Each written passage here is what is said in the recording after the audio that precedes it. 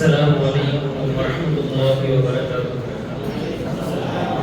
லஜ்னத்துல் இர்ஷாத் மாணவ மன்றத்தின் 70ஆம் ஆண்டு நிறைவு விழாவிற்கு வருகை தந்திருக்கும் ஹஸ்ரத் கிப்லா அவர்களையும் மன்மவுல் உலா அரபி கல்லூரி பேராசிரியர்களையும் மற்றும் நமது நிர்வாகிகளையும் சின்னப்பள்ளி நிர்வாகிகளையும் வந்திருக்கக்கூடிய இரு கல்லூரி மாணவர்களையும் அனைவரையும் மன்றத்தின் சார்பாக வரவேற்கிறேன். துஆவோடு அஹ்லா வ ஸஹலா மர்ஹபன் பிக்கும். அஸ்ஸலாமு அலைக்கும் வ ரஹ்மத்துல்லாஹி வ பரகாத்துஹு. அடுத்ததாக மதரசா ஃபைசுல் பாக்கியத் மாணவர் சார்பாக எம்கேஎஸ்எஃப் ஷேக் முகமது இப்ராஹிம் அவர்கள் ஒரு 5 நிமிடம் உரையாற்றுவார்.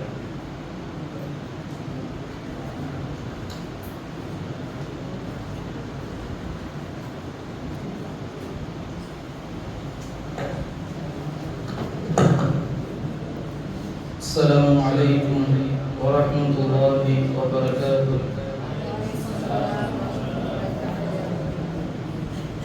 الحمد لله نحمده ونستعينه ونستغفره ونؤمن به ونتوكل عليه ونعوذ بالله من شرور أنفسنا ومن سيئات أعمالنا. من يهده الله فلا مضل له ومن يضلل فلا هادي له. ونشهد أن لا إله إلا الله وحده لا شريك له ونشهد أن سيدنا محمدا عبده ورسوله. أما بعد فقد قال الله تبارك وتعالى في القرآن العظيم وفي القرآن الحميد: أعوذ بالله من الشيطان الرجيم. بسم الله الرحمن الرحيم. يوم نحشر المتقين إلى الرحمن وفدا ونسوق المجرمين إلى جهنم وردا. صدق الله العظيم. وقال نبينا صلى الله عليه وسلم: أتته الدنيا وهي راغمة، أو كما قال عليه الصلاة والسلام. கண்ணியத்திற்கும் மிக சங்கிலிக்கும் உரித்தாகிய எனது அருமை அனைத்து உஸ்தாதுமார்கள் அவர்களுக்கும், இங்கே அமர்ந்திருக்கும் என்னுடைய அனைத்து சகோதரர்களுக்கும் அல்லாஹ்வுடைய சாந்தியும் சமாதானமும் என்றென்றும் நீங்காமல் என்று நிலவட்டுமாக. எம்பெருமானார் ரசூல் அக்ரம் ஸல்லல்லாஹு அலைஹி வஸல்லம் அவர்களின் மீதும் அவர்களுடைய தோழர்களான சஹாபாக்கள் மீதும் தாபியீன்கள், தபா தாபியீன்கள், நாதாக்கள், ஷுஹதாக்கள், வலிமார்கள், இன்னும்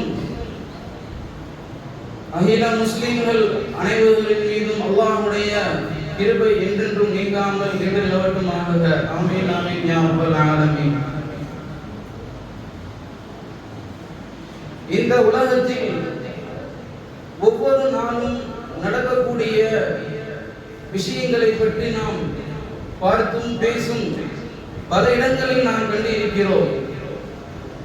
எங்கு பார்த்தாலும் குழப்பங்கள், பகைமைகள், இரண்டு உலகங்களுக்கிடையே போர் நிலவும் அளவுக்கு பகைமை சூழ்ந்துள்ள காலம் இது. இந்த காலகட்டத்தில் ஒரு முஸ்லிம், ஒரு அசலான முஸ்லிம் எப்படி இருப்பான் என்று சொன்னால், அவனுடைய குறிக்கோள் மறுமையை நோக்கியதாக இருக்கும். அவனுடைய குறிக்கோள் அப்படிப்பட்ட அந்த குறிக்கோளை கொண்ட ஒருவன் எவ்வாறு இந்த உலகத்தில் வாழ்ந்து இருப்பான்? மற்றவர்கள் துன்யா துன்யா என்று இந்த உலகத்தை கட்டி அழுது கொண்டிருக்கிறார்கள். இந்த காலகட்டத்தில் நல்ல செய்திகளை பரப்புவது குறைந்து மிக மோசமான கெட்ட விஷயங்களை பரப்பக்கூடிய காலங்கள் மிகவும் அதிகமாக வளர்ந்து கொண்டு வருகிறது. இப்பேற்பட்ட காலத்தில் ஒரு முஸ்லிம் கடமை தவறாமல் அவனுடைய சத்திய கடமைகளை நிறைவேற்றுவதில் சற்றும் பின்தங்கி விட மாட்டான். இப்பேற்பட்ட காலத்தில் இஸ்லாம் நிலைத்திருக்க வேண்டும் என்று சொன்னால் இல்மு என்பது மிகவும் ஒரு முக்கியமான ஒரு அங்கம் வகிக்கும். சாதாரண ஒரு மனிதன் இக்காலகட்டத்தில் வரக்கூடிய கேள்விகளுக்கு பதில் சொல்ல முடியாமல் மாறிவிட்டு வழியேற்று சென்று விடுகிறான். அவ்வாறு செல்லாமல் இருப்பதற்கு இந்த இல்மு மிகவும் ஒரு முக்கிய பங்கு வகிக்கிறது. அந்த மறுமையை குறிக்கோளாக கொண்டவனுக்கு ரசூலுல்லாஹி ஸல்லல்லாஹு அலைஹி வஸல்லம் அவர்கள் 3 நற்செய்திகள் சொன்னார்கள், 3 கெட்ட விஷயங்களும் சொன்னார்கள். மறுமையை குறிக்கோளாக கொள்ளாதவனுக்கு 3 கெட்ட விஷயங்கள் சொன்னார்கள். அந்த மறுமையை குறிக்கோளாக கொண்டவனுக்கு வறுமையிலிருந்து அவனை காப்பாற்றி அல்லாஹ் தஆலா சிறுசிறுப்பாக வைத்திருப்பான் என்று சொன்னார்கள். வறுமை என்பது ரசூலுல்லாஹி ஸல்லல்லாஹு அலைஹி வஸல்லம் அனைத்து உம்மத்தினருக்கும் உணர்த்தினார்கள். வறுமையிலிருந்து நீங்கள் துஆ கேளுங்கள், அல்லாஹ் தஆலாவிடத்தில் அதிகமாக நீங்கள் துஆ கேளுங்கள் என்று நாயகம் ஸல்லல்லாஹு அலைஹி வஸல்லம் சொல்லி காட்டினார்கள். அல்லாஹ்வுடைய சிந்தனை காலையில் எழும்புவதே அல்லாஹ் தஆலாவுடைய சிந்தனை வரும் என்று சொன்னால் அவனுக்கு வறுமை நீங்கிவிடும் அன்றைய நாளில். ஹஜ்ரத் உமர் ரலியல்லாஹு அன்ஹு அவர்களுடைய காலத்தில் வயதான ஒரு மூதாட்டி அவர்களுக்கு கை கால் எதுவும் இல்லை. உமர் ரலியல்லாஹு அன்ஹு அவர்கள் அவருடைய வீட்டின் வழியாக செல்கிறார்கள். செல்லும் பொழுது அவர்கள் திக்ர் செய்து கொண்டிருக்கிறார்கள். அந்த வயதான மூதாட்டி அல்ஹம்துலில்லாஹ் அல்ஹம்துலில்லாஹ் திக்ர் செய்து கொண்டிருக்கிறார்கள். உமர் நாயகம் கேட்கிறாங்க, உனக்கு கை இல்ல கால் இல்ல, ஆனா நீயே அல்லாஹ் தஆலா மேல ஒரு மஹப்பத்தா வச்சுக்கிட்டு திக்ர் செஞ்சுக்கிட்டு அல்ஹம்துலில்லாஹ் அல்ஹம்துலில்லாஹ் சொல்லிட்டு இருக்கிற அப்படின்னு கேட்டதுக்கு, யா உமர், நீங்க என்னைக்காவது பட்டினியா இருந்திருக்கீங்களா, என்னைக்காவது சாப்பிடாம இருந்திருக்கீங்களா அப்படின்னு அந்த அம்மையார் கேட்கிறாங்க. உமர் நாயகம் சொல்கிறார்கள், இருந்திருப்பேன், நான் நிறைய நாட்கள் பட்டினியாக இருந்திருக்கிறேன் என்று சொன்னதும் அந்த பெண்மணி சொல்கிறாள், நான் இதுவரை என்னுடைய ரப்பு என்னை பசியில் வாழ வைத்ததாக சரித்திரம் கிடையாது. நான் செய்கின்றதுக்கு அல்லாஹ் தஆலாவை நினைவு கூறுகின்ற வரை அல்லாஹ் தஆலா என்னை வறுமையில் ஆழ்த்திவிட மாட்டான் என்று சொன்னார்கள். ரசூலுல்லாஹி ஸல்லல்லாஹு அலைஹி வஸல்லம் சொன்னார்கள் அல்லவா, யார் மறுமையினுடைய சிந்தனையில் இருக்கிறார்களோ அவர்களுக்கு வறுமை நீங்கிவிடும் என்று சொன்னார்கள். இரண்டாவது, ஒரு மனிதன் உலகிற்கு பல வேலைகளில் செல்கிறான்.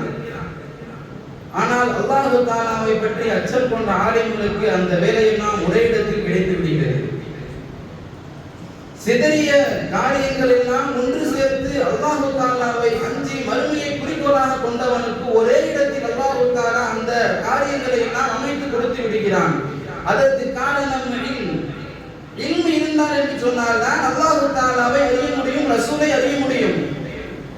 சாதாரண டாக்டர் படிப்பு, MPhil, PhD அந்த மாதிரி இந்த அல்லாஹ் தஆலாவை அறிவது மிக கஷ்டம். இந்த மார்க்க கல்வி என்பது ஒரு பலூனில் காற்றை ஊதுவது போல். நாம் இந்த மதரசாவிற்குள் வரும் பொழுது சாதாரண வெறும் ஒரு பலூனாகத்தான் வருவோம். நம்மை சிலையாக சிதைக்கக்கூடிய நம்முடைய உஸ்தாதுமார்கள் அதற்குள் இல்மு என்ற காற்றை நிரப்புகிறார்கள். அந்த காற்றை நிரப்பி ஒரு முடிச்சை போட்டு நம்முடைய கையில் 7 வருடம் கழித்து 5 வருடம் கழித்து நம்முடைய கையில் அதை ஒப்படைத்து விடுகிறார்கள். அந்த இல்மை நாம் வெளியே கொண்டு சென்று ஆலிமை ஷைத்தானியாக ஆகிறோமா, ஆலிமை ரப்பானியாக ஆகிறோமா என்றுதான் நாம் சிந்திக்க வேண்டும். அந்த பலூனை உடையாமல் பாதுகாத்தால் நாம் அல்லாஹ் தஆலாவுக்கு வழிபட்டு சொர்க்கம் சென்று விடலாம். ஆனால் அந்த பலூனை உடைத்து எளிமை சிதறடித்து விட்டோம் என்று சொன்னால் உலக காரியங்கள் எல்லாம் சிதறடித்து விடும். மூன்றாவது, வாதத்து துன்யா வஹிய ராலிமா. ரசூலுல்லாஹி ஸல்லல்லாஹு அலைஹி வஸல்லம் சொன்னார்கள், வாதத்து துன்யா வஹிய ராலிமா. இந்த உலகம் உங்களுடைய காலடியில் கிடக்கும். வறுமையை குறிக்கோளாக கொண்டவனுக்கு இந்த உலகம் அவனுடைய காலடியில் கிடக்கும் என்று சொன்னார்கள். அப்படிதான் இன்னும் நடந்து கொண்டிருக்கிறது. நல்ல பட்டப்படிப்பு படித்தவன் எல்லாம் அங்கு இங்கு வேலை வேலை என்று துனியா துனியா என்று ஓடிக்கொண்டே இருக்கிறான். ஆனால் நல்ல ஒரு இல்மை கற்ற ஒரு ஆலிம் இங்கே ஓடுவதில்லை. அவருக்கு காலடியில் அல்லாஹ் தஆலா துனியாவை கொண்டு வந்து போட்டு விடுகிறான். ஆனால் இதுவே துனியாவை குறிக்கோளாக கொண்டவர்கள்.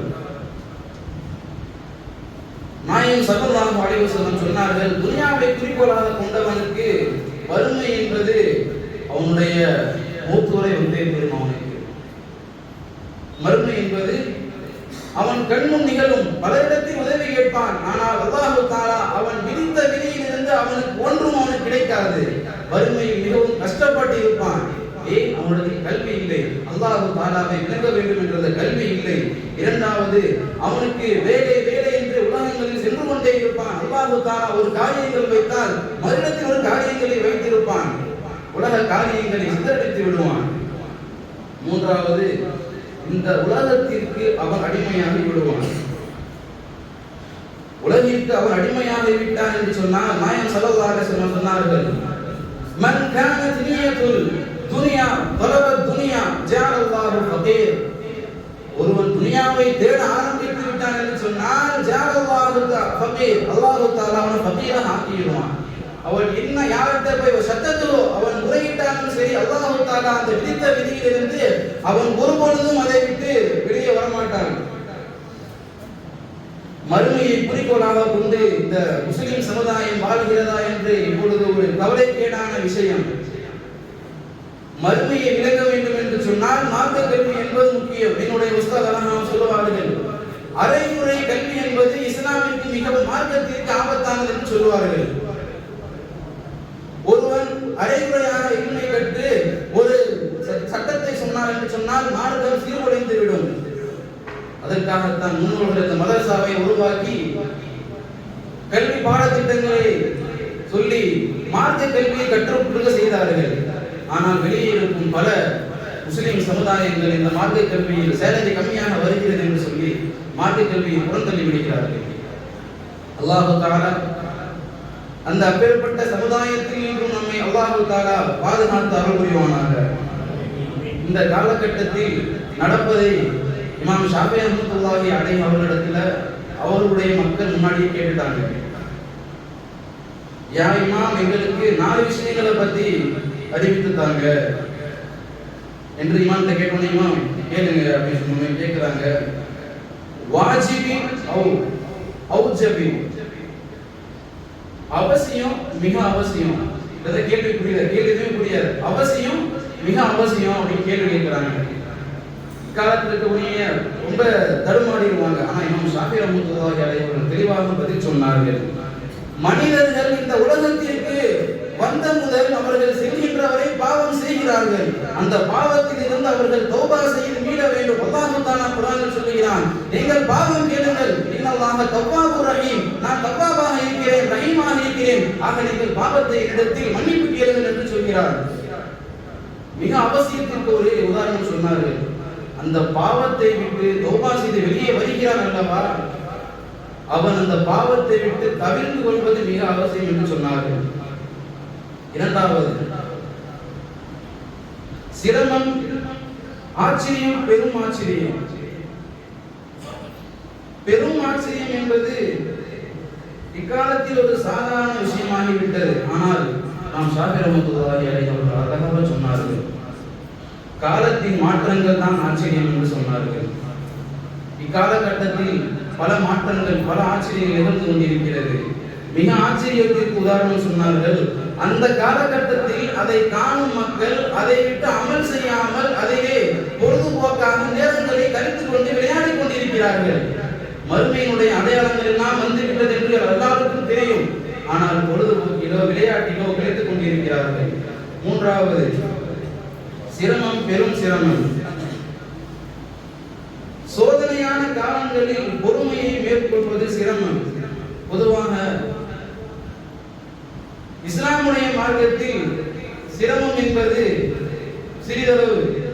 அதில் பொறுமையாக இருந்து விட்டோம் என்று சொன்னால் நாம் வெற்றி அடைந்து விடுவோம். மிக துன்பம் என்பது பொறுமையை கடைபிடிக்காமல் பெரும் நன்மைகளை இழக்கக்கூடும். அதுதான் மிகப்பெரிய ஒரு துன்பமாக கருதுகிறார்கள். நான்காவது, விருப்பம் மிக விருப்பம், நெருக்கம் மிக நெருக்கம். இதில் இக்காலகட்ட மக்களுக்கு மிகவும் ஒரு படிப்பினையாக இருக்கிறது. நெருக்கம், நாம் விரும்புகின்ற அனைத்து பொருளும், அதாவது துனியா, அந்த துனியாவை நாம் விரும்புகிறோம் அல்லவா, அந்த விரும்புதல் நம் அருகில் தான் இருக்கிறது. ஆனால் அந்த துனியாவை விட உங்களுடைய மௌத் உங்களுடைய தலைக்கு மேல் இருக்கிறது, உங்களுக்கு மிகவும் அருகாமையில் இருக்கிறது. ஆக கண்ணியமானவர்களே, மார்க்க கல்வியை கற்பது என்பது மிகவும் அவசியமான ஒரு சூழலாகும். இந்த மார்க்க கல்வி இல்லை என்று சொன்னால் அல்லாஹ்வை விளங்க முடியாது. தஃசீர்கள்ல நிறைய சொல்லுவாங்க, நிறைய சட்டங்கள் சொல்லுவார்கள். அதெல்லாம் யாருக்கு தெரியும்? ஆலிம்களுக்கு தான் தெரியும். அதெல்லாம் இந்த இல்மை கற்றுக்கொள்ளக்கூடியவர்களுக்கு தான் தெரியும். ஆனால் சாதாரண மக்களுக்கு அதை பற்றி தெரியாது. அதற்கு காரணம் இந்த இல்முடைய மகத்துவம் விளங்கவில்லை. இந்த இல்மு என்பது ஒரு சாதாரணமான ஆகி போய்விட்டது. ஏழை மக்கள் தான் இந்த இல்மை கற்றுக்கொள்ள வேண்டும். சமீபத்தில் ஒரு பதிவு, ஏழை மக்கள் தான் அந்த ஆசிரியத்துடைய கல்வியை கற்க வேண்டும். என் மகனை நான் கற்க வைத்தேன் என்று சொன்னால் எனக்கு சேலரி வராது, அவன் குடும்பத்தை ரன் பண்றது ரொம்ப கஷ்டம் அப்படின்னு சொல்றான். ஆனா அல்லாஹ் ரசூலுல்லாஹி ஸல்லல்லாஹு அலைஹி வஸல்லம் என்ன சொன்னாங்க? வறுமையை விட்டும் அவனை பாதுகாத்து விடுவான் அல்லாஹ் தஆலா.